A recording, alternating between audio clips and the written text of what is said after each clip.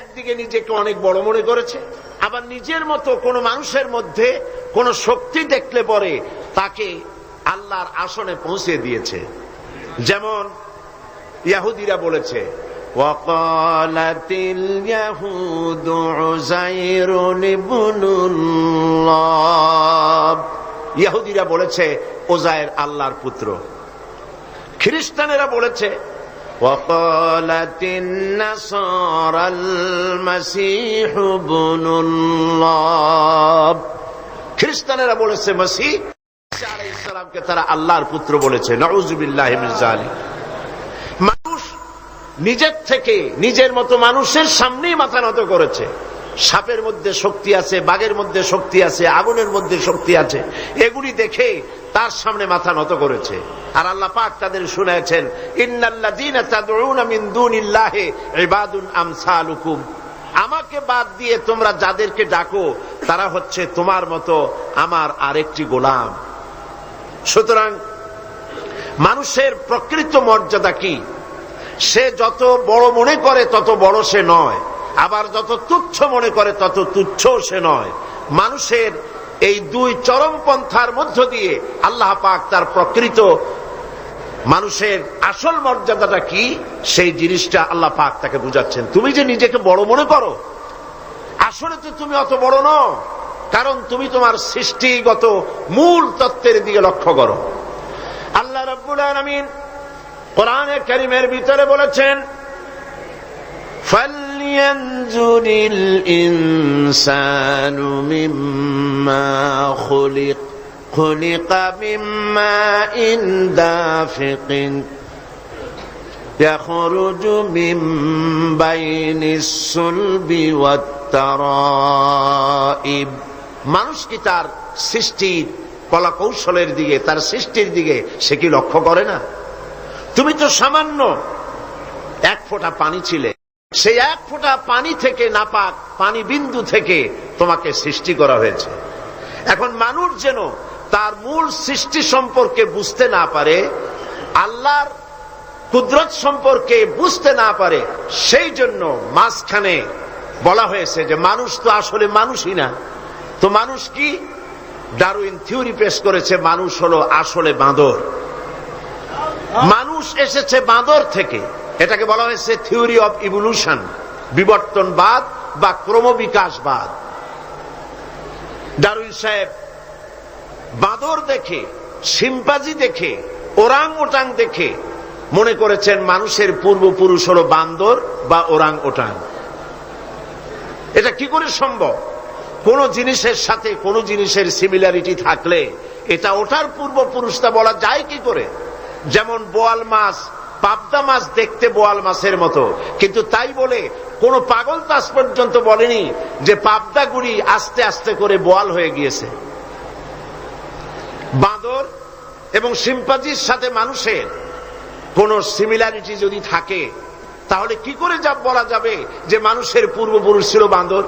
যদি তাই হবে, তাহলে জঙ্গলের ভিতরে যত বাঁদর আছে, কোন বাঁদর তো এরকম হলো না যে বাঁদরের বুক পর্যন্ত মানুষের মতো হয়ে গেছে, আর একটু দুধ আর পনির খাওয়াইলে পরে পুরো মানুষ হয়ে যাবে।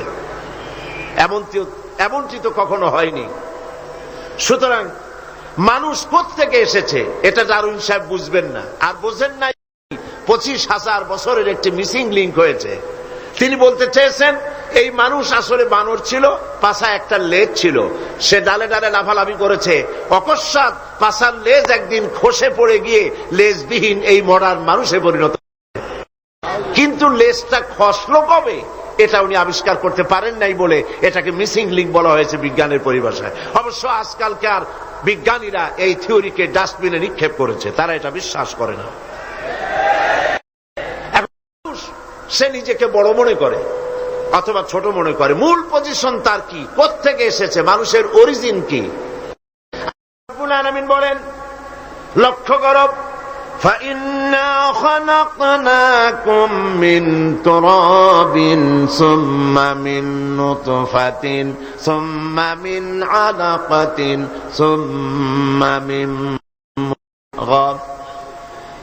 মাটির নির্যাস থেকে, মাটির উপকরণ থেকে তোমাকে পয়দা করা হয়েছে এক ফোঁটা নাপাক পানি বিন্দু দিয়ে তোমার হয়েছে, সেখান থেকে রক্তপিণ্ড হয়েছে, জমাট রক্ত থেকে গোশতপিণ্ড হয়েছে।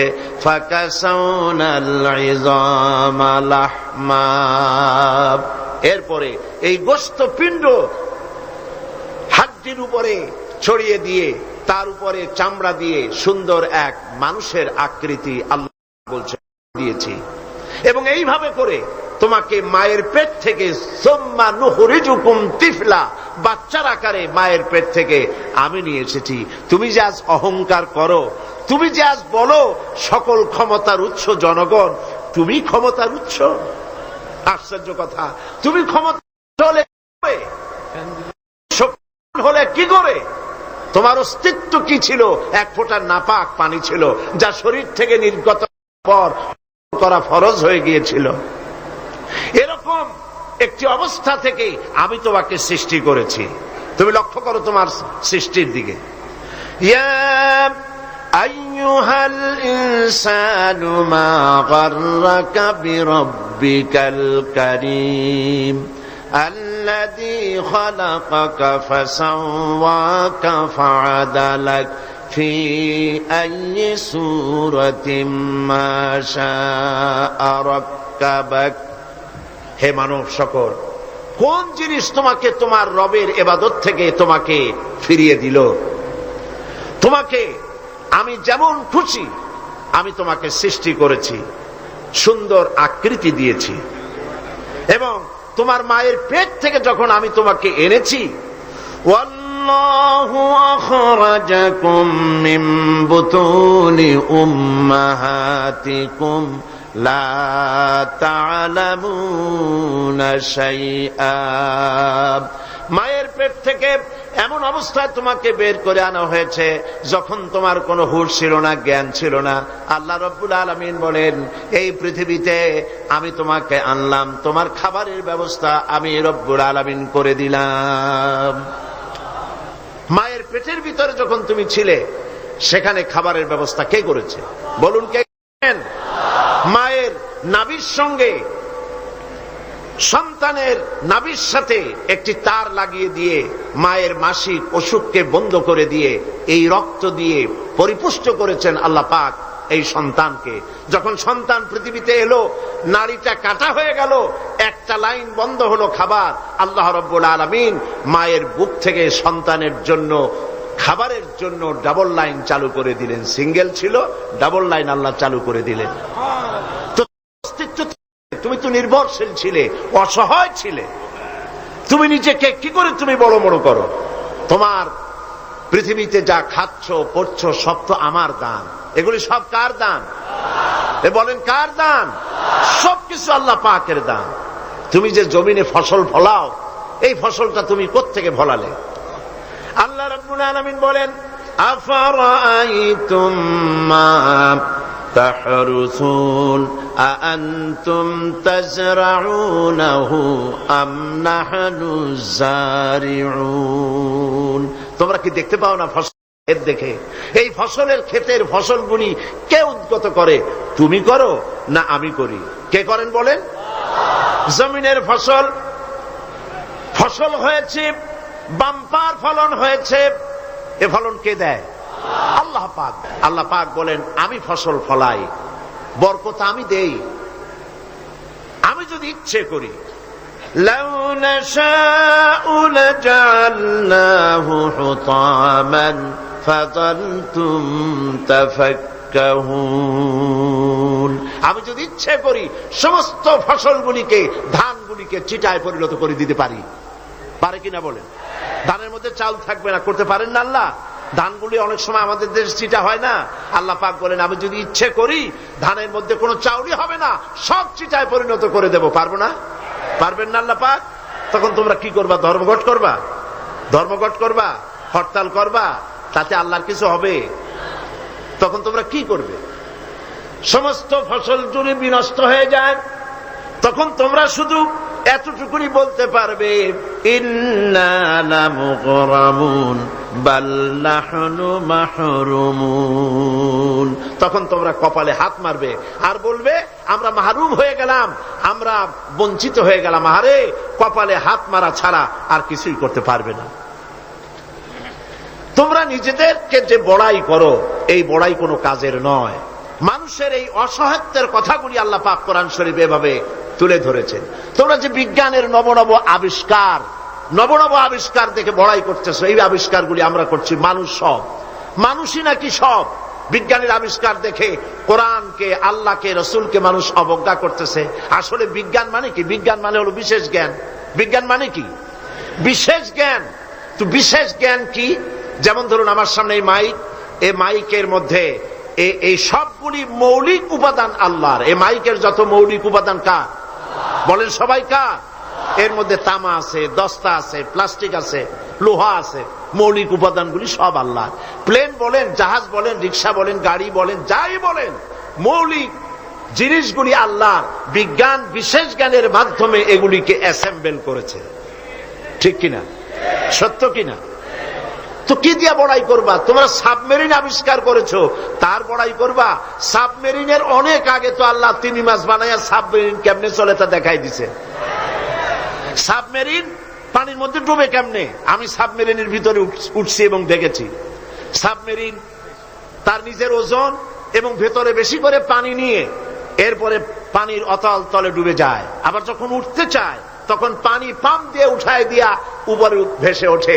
মূলত এই শিক্ষা তারা তিমি মাছের কাছ থেকে নিয়েছে। আল্লাহর বানানো সাবমেরিন। তিমি মাছের পিঠের উপরে বিরাট ডালা আছে। যখন সে ডুব দিতে চায়, ডালা খুলে ফেলে, তখন পানি গল গল করে হাজার হাজার গ্যালন পানি তার মধ্যে ঢোকে। আবার যখন পানির তলা থেকে সে উঠতে চায়, পাম্প দিয়ে ডালা সরাই দিয়ে এত ফোর্স পানির উপরে ওঠে যে অন্তত সমুদ্রের মধ্যে 2-4 মাইল দূর থেকে দেখা যায় পানির ফোয়ারা। তো তোমরা কি করছো? বিজ্ঞান বড়াই করো না। তোমরা যা শিখেছো আল্লাহর কাছ থেকেই শিখেছো। আকাশে উঠছো, তোমাদের অনেক আগে পাখিরা উড়েছে, ওরা শিখাইছে। মানুষ তো ভালো, বিজ্ঞান শিখতে হয়। চলুন আমার সাথে মৌমাছির কাছে, দেখেন মৌমাছি কত বিজ্ঞান জানে। কি দিয়া বড়াই করবা? ছোট্ট মৌমাছি, এই মৌমাছির মধ্যে আল্লাহ পাক কত বিজ্ঞান দান করেছেন দেখেন। আল্লাহ রাব্বুল আলামিন বলেন, ওয়া আওহা রাব্বুকা ইলান নাহলি আন ইত্তাখিযি মিনাল জিবালি বুয়ুতাও ওয়া আশ-শাজরি ওয়া মিম্মা ইয়ারুশুন। আল্লাহ পাক বলছেন, ওয়া আওহা রাব্বুকা ইলান নাহলি। মৌমাছি পৃথিবীর মানুষকে 4টা বিজ্ঞান শিখাইছে। কয়টা বিজ্ঞান? দেখুন 4টি বিজ্ঞান কি। মৌমাছি, আল্লাহ পাক বলেন আমি মৌমাছিকে, মৌমাছির উপর একটা সূরা আছে না? জোরে কোন আছে না? সূরাটার নাম কি? সূরা নাহল। মৌমাছির উপর একটা সূরা। আল্লাহ পাক বলছেন আমি মধুমক্ষিকাকে ওহী করেছি। তার মানে এই নয় যে মৌমাছির কাছে জিবরাইল পাঠাইছি। ওহী যখন নবীর ক্ষেত্রে ওহী শব্দ আসে, তার অর্থ হলো প্রত্যাদেশ। জিবরাইলের মারফতে আল্লাহ পাক ওহী পাঠান। আর যখন এই ওহী অন্য কোথাও আল্লাহ ব্যবহার করেন, তার অর্থ হয় গোপন সূক্ষ্ম ইঙ্গিত। যেমন মুসা আলাইহিস সালামের মাকে আল্লাহ পাক ওহী করেছিলেন, এখানে জিবরাইল পাঠান নাই, ইলকা করে দিয়েছিলেন। মৌমাছিকেও তার মনের মধ্যে গোপন ভাবে সূক্ষ্ম ইঙ্গিত আল্লাহ দিয়েছেন কি?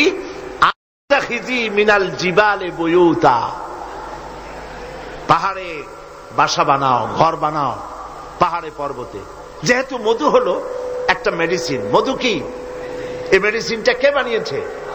আল্লাহ পাকের নির্দেশে। কে বানালো? মৌমাছি বানালো। কাজে এই মেডিসিনটা দিয়ে শুধুমাত্র গাছপালা যে দেশে আছে সেই দেশের মানুষ উপকৃত হোক, তাহলে তো সারা পৃথিবীর মানুষ পাবে না আল্লাহর এই ওষুধ। এই জন্য মৌমাছিকে বলা হচ্ছে পাহাড়ে বানাও। পাহাড় হয় মরুভূমির ভিতরে বেশি হয়, এই পাহাড়ের গায়ে গিয়ে চাক বানাও। ওয়ামিনাশ শাজারে, আর গাছে চাক বানাও। ওয়ামিম্মা ইয়ারিশুন, আর বিল্ডিং এর কার্নিশের তলায় গিয়া চাক বানাও। ইচ্ছা করেন এই 3 জায়গায় চাক বানাও। এই 3 জায়গায় চাক বানাতে গিয়ে মৌমাছি 4টা বিজ্ঞান দেখাইলো। হচ্ছে কেমিস্ট্রি। অথচ মৌমাছি কোন সায়েন্স ল্যাবরেটরিতে পড়াশোনা করে নাই। কথা ঠিক কিনা? কেমিস্ট্রিটা কি? কার্নিশের নিচে বিল্ডিং এর গায়ের সাথে লাগানো মৌচাক আপনারা দেখছেন কিনা কোন? এটা ঝুলে থাকে, ঝুলন্ত অবস্থায় থাকে। একটা পরিপক্ক ঝুলন্ত মৌচাকে কম করে হলেও সব থেকে বেশি যা শুনেছি আধা মণ থেকে 35 কেজি, 30-35 কেজি পর্যন্ত ওজন হয়, এত মধু থাকে। এখন এই মধুটা ঝুলে আছে, এটা ঝোলাবার জন্য তার কাছে কোনো সুপার গ্লু ছিল না, কোনো আটা ছিল না। আল্লাহ পাক তাকে এমন আটা শিক্ষা দিয়েছেন যে আটা লাগায় দিয়েছে, লাগাবার পর মৌমাছি সেখানে মধু দিয়া 20 কেজি, 30 কেজি, 35 কেজি পর্যন্ত হইল, অথচ ছিঁড়ে পড়ল না। ঠিক কিনা বলেন? মৌচাক কার্নিশ থেকে ছিঁড়ে পড়ে গেছে এরকম দেখা গেছে নাকি? না। মৌ যখন ভরে গেল তখন মধু কেটে নিয়ে যাওয়ার পর সেরা খাতা যেমন ঝোলে ওই রকম দেখা যায়, সেরা খাতার মতো ঝুলছে, তাও পড়ে না। 6 মাস 1 বছর পর্যন্ত লেগে থাকে। ছোট্ট মৌমাছিকে এই আটা জাতীয় কেমিস্ট্রি কে শিখাইল? এই বিজ্ঞান কে তারে শিক্ষা দিল? সুবহানাল্লাহ। এরপরে দেখুন মৌমাছির দ্বিতীয় বিজ্ঞান, ইঞ্জিনিয়ারিং টেকনোলজি। মৌমাছি বাসা বানালো, সেই বাসা 6 কোণ বিশিষ্ট চেম্বার, এক একটা চেম্বার 6টা কোণ।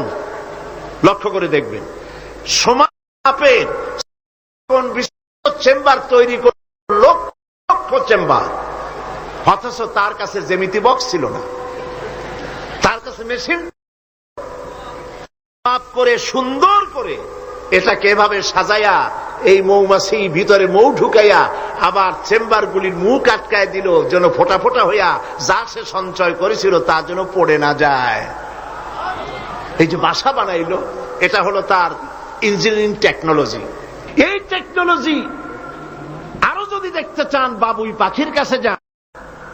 বাবুই পাখিরে ডাকি, বলিছে চড়াই, কুড়ে ঘরে থেকে করো শিল্পের বড়াই।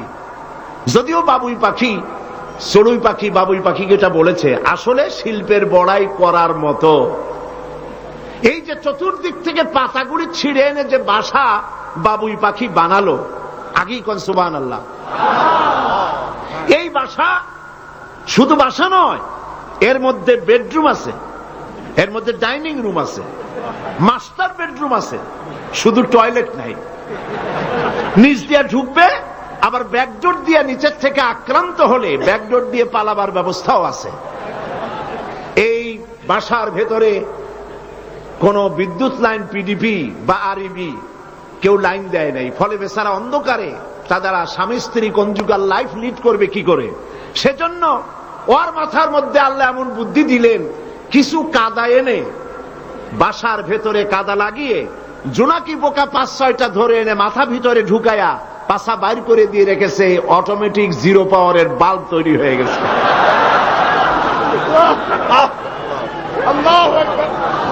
ইঞ্জিনিয়ারিং টেকনোলজি আর কারে বলে? আমার দেশের ইঞ্জিনিয়ার যারা আছেন, এই রকমের বাসা বানানো তো দূরের কথা, ভালো করে বাসাটা খুলুন তো দেখি, বুঝবো আপনি কেমন খুলতে পারেন। খুলতেই পারবেন না, বুনানো তো দূরের কথা। এটা গেল 2 নম্বর টেকনোলজি, ইঞ্জিনিয়ারিং টেকনোলজি। এরপরে হলো মেডিকেল সায়েন্স, চিকিৎসা বিজ্ঞান।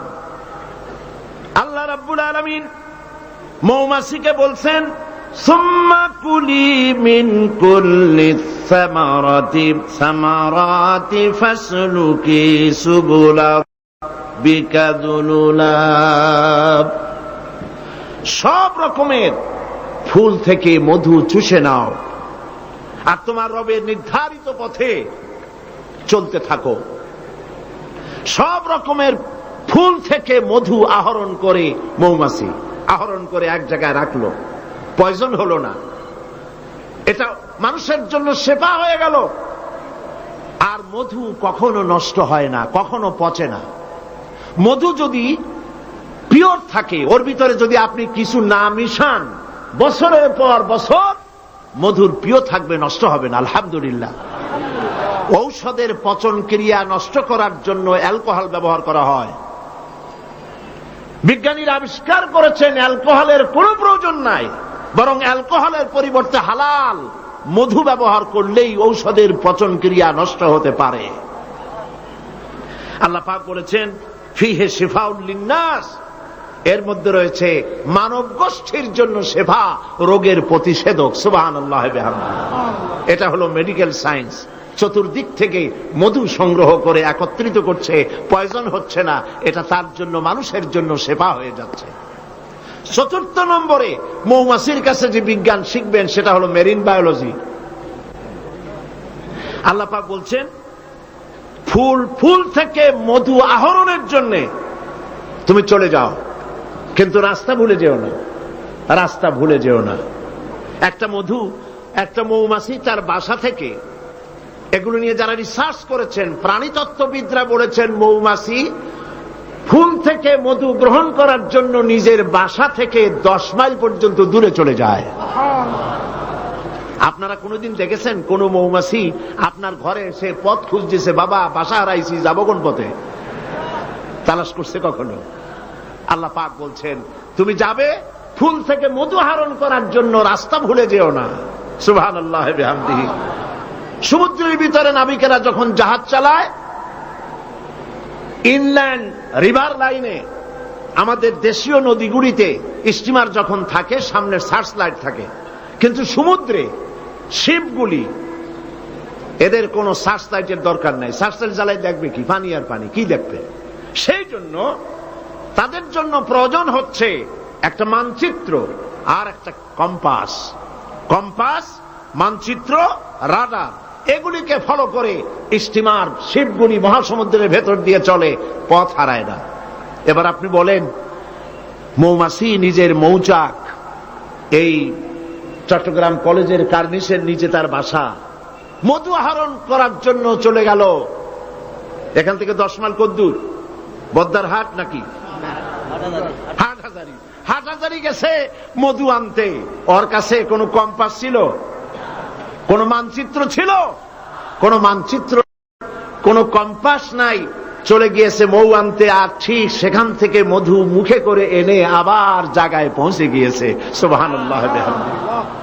হে মানুষ, তুমি কোনটা দিয়ে আল্লাহর সাথে, তুমি কি দিয়ে নিজের বড়াই করো?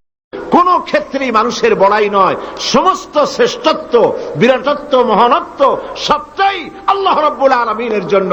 জোরে সরে বলেন আল্লাহু আকবার। মানুষকে আল্লাহ পাক এই জ্ঞান দান করেছেন। আল্লাহ রাব্বুল আলামিন বলেন মানুষের সব অসহায়ত্ব সামনে রেখে আল্লাহ পাক আরো বলেন আফারাআইতুমুল মাআল্লাযী তাশরাবুন আনতুম আনজালতুমূহু মিনাল মুজনি আম নাহনুল মুনজিলুন। এই যে তোমরা পানি পান করো, এই পানি আকাশ থেকে নাজিল করে, তুমি করো না আমি করি? প্রশ্ন কিন্তু আমার না, প্রশ্ন কার? বলেন সবাই। এই যে পানি পান করো, এই পানি আকাশ থেকে কে নাজিল করে? তুমি করো না আমি করি? এই পানি আল্লাহ কোত্থেকে নিলেন? সমুদ্রের পানিগুলিকে বাষ্পীয় আকারে উত্থিত করে মেঘমালায় পরিণত করে সেই নোনা পানিগুলিকে এর লবণাক্ততা দূর করে আল্লাহ পানিটা যে নাজিল করলেন সেটা কি লোনা না মিষ্টি? আল্লাহ পাক বলেন লাউ নাশাউ জাআলনাহু উজাজান ফালাউলা তাশকুরুন। আমি ইচ্ছে করলে আকাশ থেকে পানিগুলি লবণাক্ত আকারে নাজিল করে দিতাম, বর্ষণ করে দিতে পারতাম। তা না করে আমি যে মিষ্টি পানি তোমাদের দিলাম, লবণাক্ততা দূর করে যে মিঠা পানি দিলাম, কেন তোমরা আল্লাহ রাব্বুল আলামিনের শুকর আদায় করো না? আল্লাহ পাক ইচ্ছা করলে পানি তো সব শুকায় দিতে পারেন, পারেন না? আল্লাহ ইচ্ছা করলে পৃথিবীর সমস্ত পানিগুলিকে শুকায় দিতে পারেন। সেই পানি আবার কে এনে দিতে পারেন আমাদের সামনে? আল্লাহ পাক পারেন। সুতরাং আল্লাহ পাক মানুষের অসহায়ত্ব দেখাচ্ছেন, তুমি আসলে অসহায়, যা কিছু পেয়েছো সব আমি তোমাকে দান করেছি।